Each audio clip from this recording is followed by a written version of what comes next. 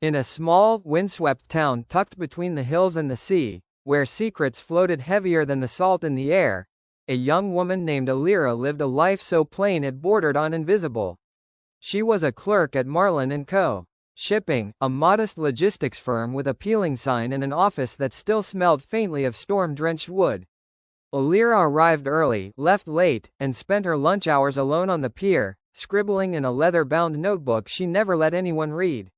She didn't have much: a worn-out apartment, a bicycle with a bell that no longer rang, and a quiet manner that made people forget she was ever in the room. What the town didn't know was that Elira was the heir to a vast fortune.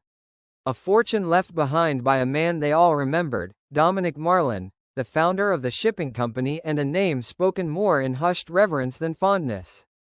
Dominic had vanished during a storm 5 years ago, the kind of storm that shattered windows and swallowed boats whole.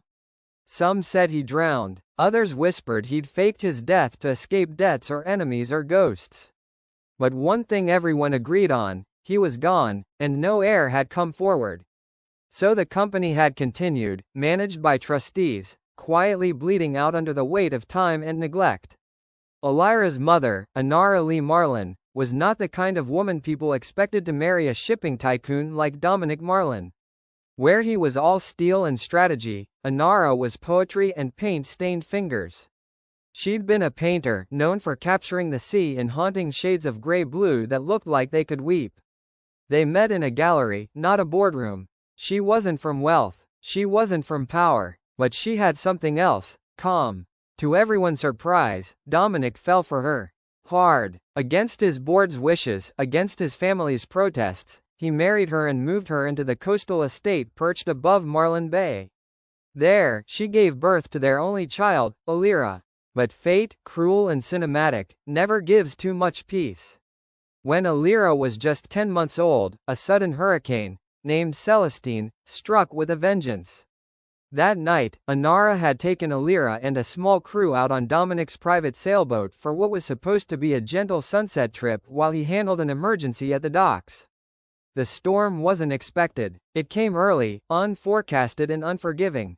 They were caught offshore. The next morning, the Coast Guard found the wrecked boat half submerged on a rocky outcrop.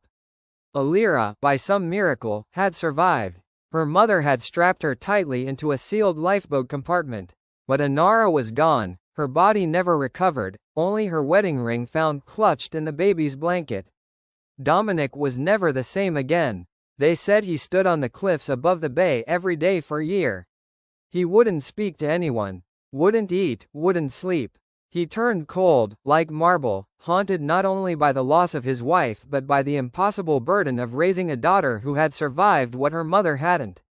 Dominic, in his grief, made a decision that would shape Elira's life forever. He found a woman named Margot Hale, a distant cousin of Elira's, who lived in a quiet inland town. Margot had just lost her own baby and was drowning in despair. Dominic offered her something no one else could: a chance to raise a child again, this time, his daughter. In return, she would keep Elira's true lineage a secret until the time was right. There were conditions. Elira would take Margot's last name. She would grow up without knowledge of the Marlin Empire. She would not be spoiled by wealth, but protected from the enemies and shadows that surrounded the Marlin legacy. Dominic visited in secret. Birthday gifts arrived with no name. Tuition was always paid. Doctors, tutors, even a piano teacher, funded anonymously. Elira always suspected someone was watching out for her, but the truth was so distant it felt like a myth. To Margot's credit, she raised Elira with tenderness and strength. But she died young. Cancer took her when Elira was 17. After that, Elira was alone again. Dominic lost touch and lost his daughter. He looked everywhere for her but couldn't find her. After Margot died, Elira found herself working odd jobs. She got into community college on a scholarship, and eventually, through sheer grit, landed an entry-level job at Marlin Company. Just a year after Elira started at the company, Dominic vanished during a solo boat trip during another violent storm. Many believed he was suicidal. Others thought he was trying to trace the route his wife had taken that tragic night, returning to the place that took everything from him. What no one realized was that before leaving, he had amended his will, finally ready to acknowledge the daughter he had kept hidden for so long. The paperwork, however, was buried under layers of legal obfuscation and corporate greed by the trustees who never wanted the true heir found. One day, a sum of money had gone missing, just enough to cause panic, not enough to bankrupt the company. Fingers pointed in every direction, but they settled, with increasing certainty, on Elira. She was quiet, she was poor, she didn't socialize, she was, by their reasoning, the perfect suspect. Check her apartment, one of the senior accountants whispered. She's always scribbling something, another added, she's probably planning something shady. Cale Rowan had joined Marlin Company as a janitor 3 months before the theft scandal broke. He swept floors at night, mopped the glass-fogged halls, and seemed to fade into the background like a shadow that chose to be invisible. But he wasn't just any cleaner. He was an undercover investigator, hired by a private security firm to look into white-collar embezzlement at companies with suspicious activity, and Marlin Company was a high-profile case. What made this job different, though, was that Cale had taken a personal interest the moment he saw Elira Hale. She wasn't like the others. She didn't look through him, she looked at him. She said good morning. She left extra tea at the counter when she brewed a pot. She asked about his day. And over time, Cale started noticing things, not just in the books, but in how she moved, how she held herself. The way she seemed to shrink under everyone else's eyes, even though her presence carried a quiet gravity. He saw her potential long before the truth came out. And he knew something was coming. The day Elira was accused of theft, Cale was already 2 steps ahead, and the dim green buzz of emergency exit signs. Outside, rain taps against the windows like impatient fingers. He'd learned a long time ago how to disappear. Clean the floor, keep your head down, wear neutral colors, speak only when spoken to, and never more than you need to. Most people didn't even notice janitors. Not the executives, not the interns. Just background noise in human form. Which is why it startled Cale when she looked at him. Actually looked. Not the brief, polite glance most people gave when you passed by. Not the vacant smile meant to check a box called, not a complete asshole. This was eye contact, a pause, and then, the smallest smile, like she didn't want to scare him away. Elira Hale, her desk plaque read. Assistant clerk, nobody important on paper, but something about her didn't match the cubicle. She was still here at 9:13 p.m., alone in a company that paid overtime like it was charity. The others had gone hours ago, heels clacking out the door, suits swishing toward their Teslas. But she stayed, hunched over a stack of files with a red pen tucked behind her ear. Cale had watched her for a week. Quietly, carefully. She was never late, never talked much, ate her lunch alone in the copy room. But she handled every document like it was a living thing, like paper mattered. Like rules mattered. It didn't make sense. Why would someone like her be here, working this kind of job, paid in leftovers from boardroom crumbs? Unless, she didn't know who she really was. And that thought made his stomach go still. He'd seen her birth certificate on a document one of the trustees left half-shredded. A file that should have gone to legal, not waste. The name matched a sealed inheritance clause in Dominic Marlin's buried will. Elira Hale was Elira Marlin. And she had no idea. Cale turned back to his mop, dragging it across the tiles in wide arcs. He shouldn't care. The mission was clear. Gather proof of internal fraud. Stay low. Report everything. Don't get involved. But there was something in her eyes. Not sadness. Something deeper. That kind of invisible weight you only see in people who've survived things they never talk about. She glanced at him again. Tilted her head. You okay? She asked softly. He blinked. Nodded once. Yeah, just the night shift. She gave a small, crooked smile. The kind someone wears when they've also been invisible long enough to notice when someone else is too.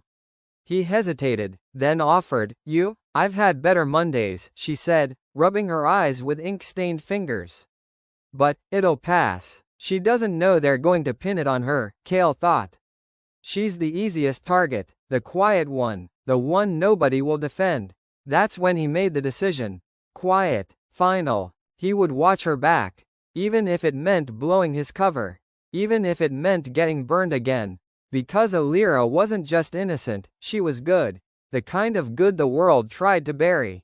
And Cale Rowan had spent enough of his life in the dark. It was time to protect someone who still carried light. Elira was summoned to the conference room, the walls yellowed with age and filled with disapproving stares. "We need to talk," they said coldly. She said nothing. She listened until it ended. Then she walked out. The rain outside hit the windows like someone trying to get in. Elira walked with her head down, cardigan clutched to her chest, the hallway blurring around her. Her cheeks still burned from the meeting. The looks, the questions, the accusations. She wasn't even sure what they thought she'd stolen. She hadn't had more than $62 in her checking account for the past 2 weeks. She just wanted to go home. Just wanted the ground to stop moving under her. But as the elevator opened onto the marble lobby of Marlin Co, a man stepped in front of her path. Tall, crisp suit, blue tie, rain on his shoulders. He looked like someone from another world. "Miss Elira Hale?" he asked, voice like polished stone. She stopped. "Yes? I've been looking for you. My name is Julian Danner, estate counsel for the late Mr. Dominic Marlin." That name stopped the room. Marlin, the name on the wall. The man who disappeared, the legend whispered in boardrooms and harbor bars. Elira's breath caught. I think you have the wrong. "No," he said gently, already opening the briefcase. "You are not Elira Hale. Not legally. Not by blood." He pulled out a thick envelope, sealed in wax. And then a second document, thinner, older, yellowed at the edges like parchment that had traveled time. "This is the final will and testament of Dominic Marlin," he said. "Amended 11 days before he disappeared at sea. It names you as the sole heir to his estate, his company, and all holdings therein." She shook her head. "No, I was adopted. My mother, Margot Hale," he said, nodding, "was your legal guardian, but not your biological mother." Elira's legs nearly gave way. "Your birth mother was Inara Lee Marlin. She died in a boating accident when you were just under a year old. Your father arranged for you to be raised outside the spotlight, out of danger. His enemies were many, and he feared what they might do to a vulnerable child if your identity was known." Elira's heart thudded wildly, her hands trembling as she opened the envelope. Inside were photographs, her as a baby, cradled in the arms of a woman with ocean eyes and windswept hair. Inara. There were letters too, written by her father, never sent. One began, "My dearest Elira, if you're reading this, then I've failed in my promise to come back to you." Her knees hit the marble floor before she realized she'd fallen. Because the life she thought was hers, the small, invisible one, had never truly belonged to her. The apartment was too quiet. Death had a way of taking more than people, it took noise. Motion, color. Elira sat cross-legged on the hardwood floor, a cardboard box beside her, filled with Margot's letters, tax documents, and the worn shawl that still smelled like lavender and old tears. The hospice nurse had warned her, grief comes in layers. Like a storm you keep walking back into. She hadn't expected the storm to be paper. A thick manila envelope, taped shut. Margot's handwriting on the front, not flowing like usual, but blocky. Shaky. "For Elira, when you're ready." She almost didn't open it. Inside were 3 things. A birth certificate, not issued in their county. A faded photograph of a woman who looked like an older version of Elira, sea glass eyes, gentle smile. And a handwritten letter. "My sweet girl, there's something I never had the courage to say out loud. I was never meant to be your mother, but I loved you as my own from the moment I held you." The words blurred as her eyes filled with tears. It detailed how her biological parents, Dominic and Inara Marlin, had arranged for Elira to be raised far away from their world. How Margot, freshly grieving the loss of her own baby, had been offered the chance to raise her cousin's child in peace, away from danger. Away from wealth. Away from wolves. Elira dropped the letter. Everything, her name, her history, even her grief, had been shaped by a lie told in kindness. She wasn't Elira Hale, but she didn't know who she was now, either. She wasn't nobody. She was the daughter of Dominic Marlin, the sole heir to the company that had just tried to crucify her. The business she had worked in as a clerk, never knowing that every stapler, every shipment, every paycheck issued bore her bloodline in the ink. By the time she returned to the upper floor, clutching the documents with white-knuckled hands, the same people who had sneered at her just a day ago were already whispering. She passed Cale by the copier. He didn't say anything, just looked at her, really looked at her, and nodded once, like he'd known all along. And that was somehow even harder to process. She walked into the boardroom uninvited, laid the will on the table, and said 5 words that made every head turn. I am Elira Marlin. Sit down. Her cardigan was still damp from the rain. Her shoes squeaked slightly on the polished floor. But she walked like someone who belonged there. 8 men and 2 women turned to stare. These were the same people who, just a day earlier, had whispered that she was a thief. The same ones who hadn't made eye contact with her in 2 years unless they needed their coffee order corrected. Stephen Langford, the interim finance director, half rose from his seat. Elira, this meeting is closed. She laid the will on the table with a soft thud. I don't think it is. The room went quiet. I am Elira Marlin, she said, voice clear and steady. Daughter of Dominic Marlin, legal heir, owner of 87% of this company's stock, effective immediately. Someone scoffed. Another shifted uncomfortably. Langford narrowed his eyes. That's a bold claim. We'd need time to verify any such. The lawyer already did, she interrupted.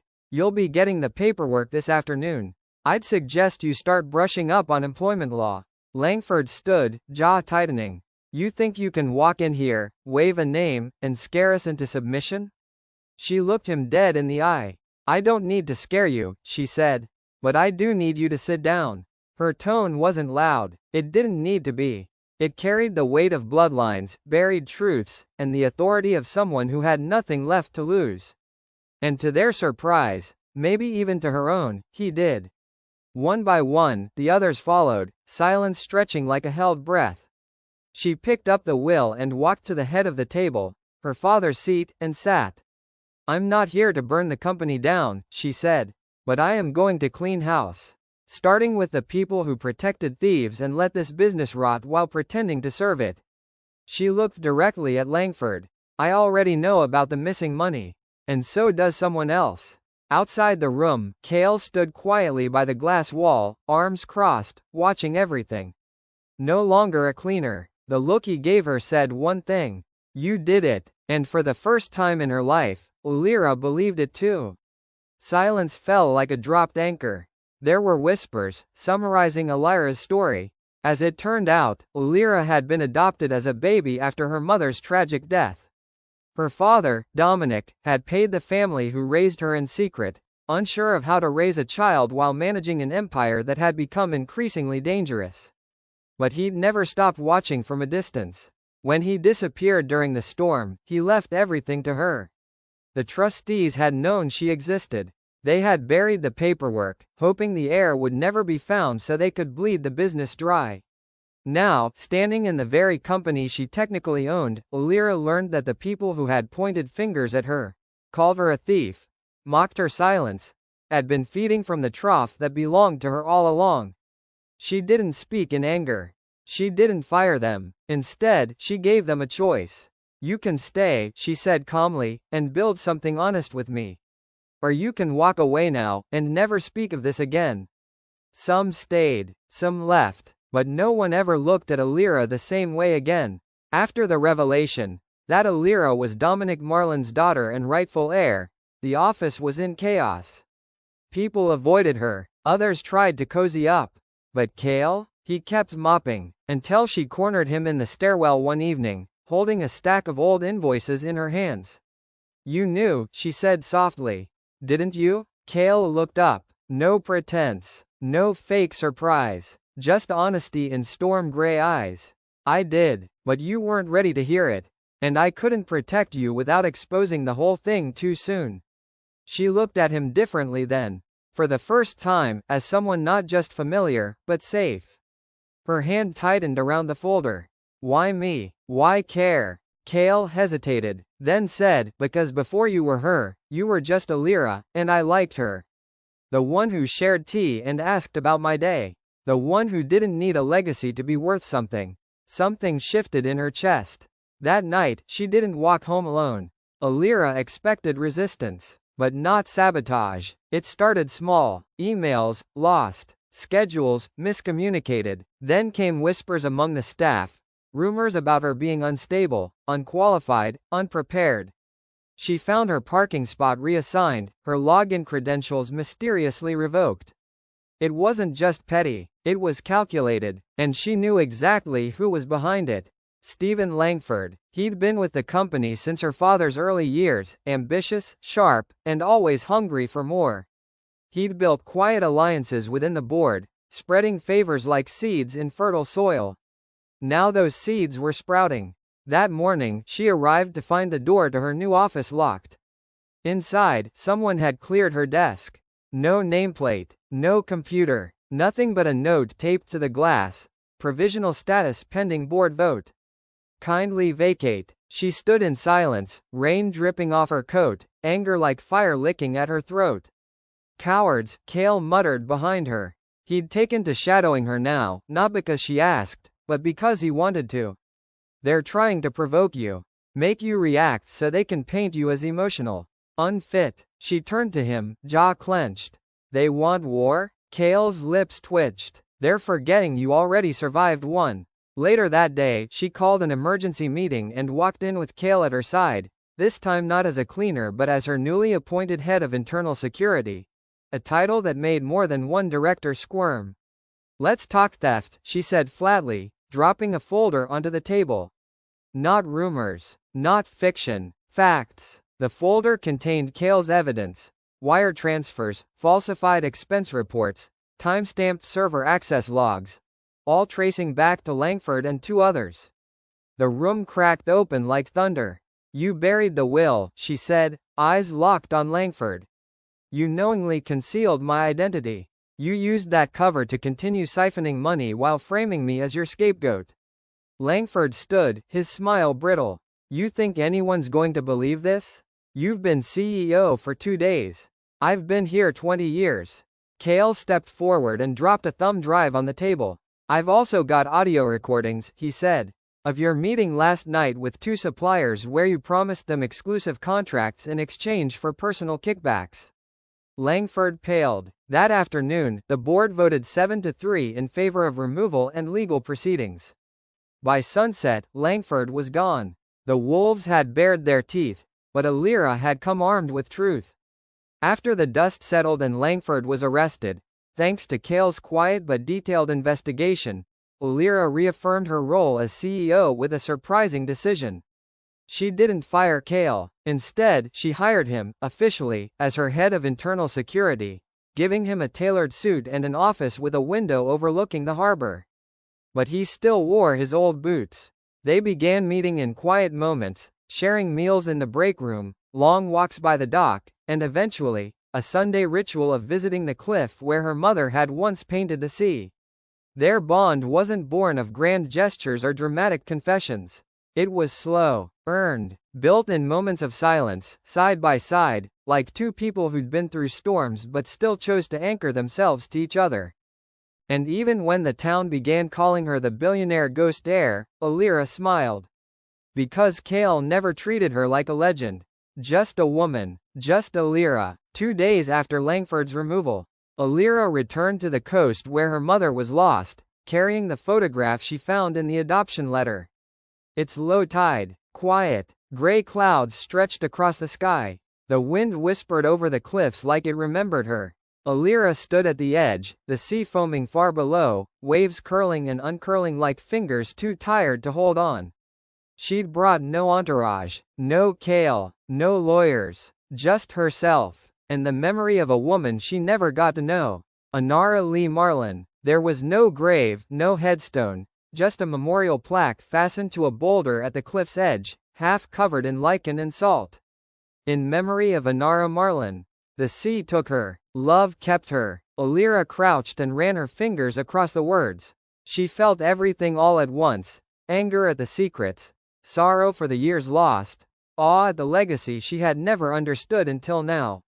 She pulled the folded photo from her coat pocket, the one of Inara holding baby Elira on the deck of a boat, both of them laughing like the sea was a friend. "I found you," she whispered. "And I found him." Her voice cracked. "I'm sorry I didn't come sooner. I didn't know where to look." The wind howled, but not cruelly, more like it was carrying her words into the sky, maybe even down into the depths where the sea still held memories. She sat for a long time, letting the waves speak. And when she rose, she left the photo tucked behind the plaque, not as a goodbye, but as a promise. "I know who I am now. And I'll carry both your names forward." In time, Elira transformed the business. She opened scholarships in the town, built shelters for storm victims, and turned Marlin Company into a global logistics name with a reputation for transparency and heart. People still whispered her name, but now it was with awe, not suspicion.